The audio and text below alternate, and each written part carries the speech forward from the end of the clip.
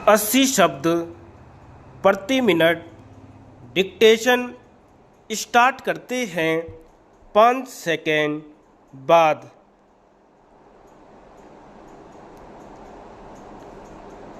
महोदय, वह उसे समाप्त करना चाहती है। वह चाहती है कि एक भारतीय केवल एक वस्तु है। अंग्रेजी शिक्षण ने नई पीढ़ी को अंग्रेजी सोच में ढाल लिया है। पाश्चात्य रहन सहन, खान पान, सोच विचार हमारी परंपरा को पराजित करने पर तुला है।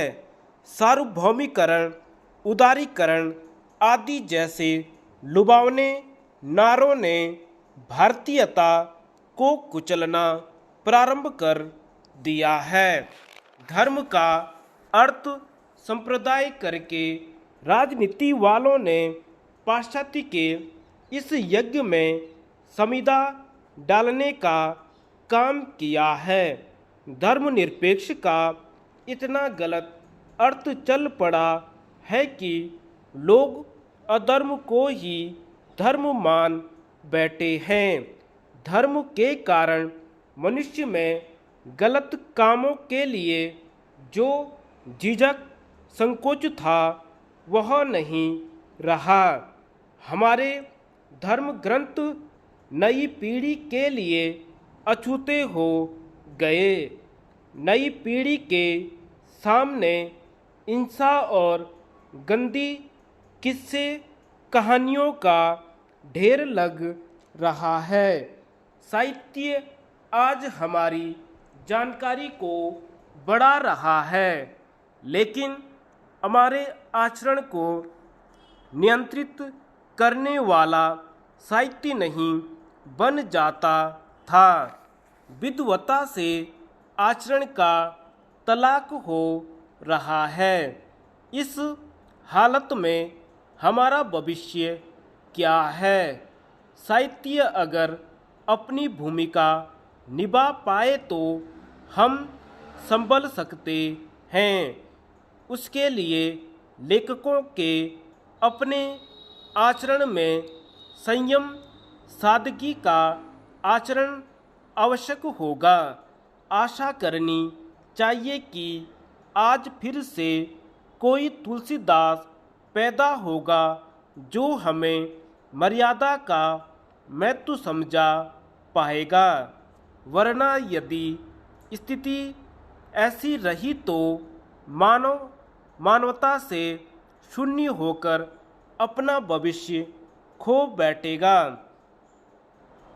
अपना प्रिय पुत्र अज्ञानवश अथवा सन्निपात होने पर जब चाहे सो बकता है, मारने को दौड़ता है, नोक करने को करता है, तब हम उसके प्रति क्रोध नहीं करते, दया भाव से उसकी सेवा ही करते हैं और रोग मुक्त करने के लिए उसे दवा देते हैं और दूसरा कुछ न हो सका तो उसकी सारी हरकतें सहन करके उसके हित के लिए प्रार्थना ही करते हैं।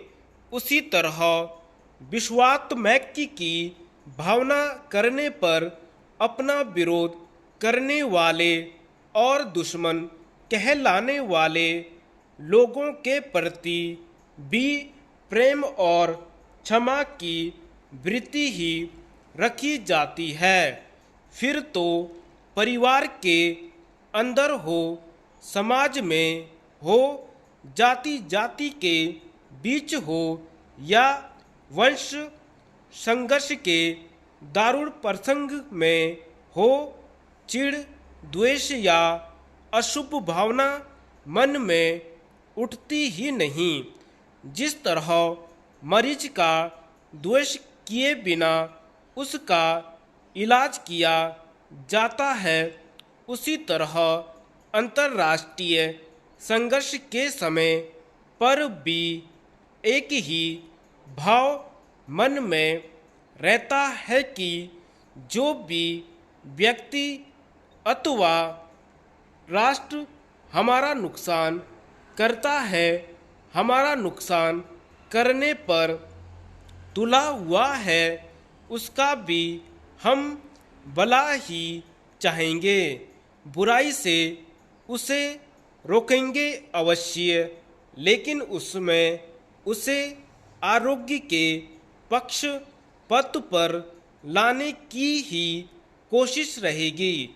विश्व के मनुष्यों ने राष्ट्र संघ की स्थापना की, लेकिन उसके सदस्यों में ऐक्य की भावना नहीं है। वंश वंश के बीच भेद स्थापित करने की नीति जोरों से चल रही है।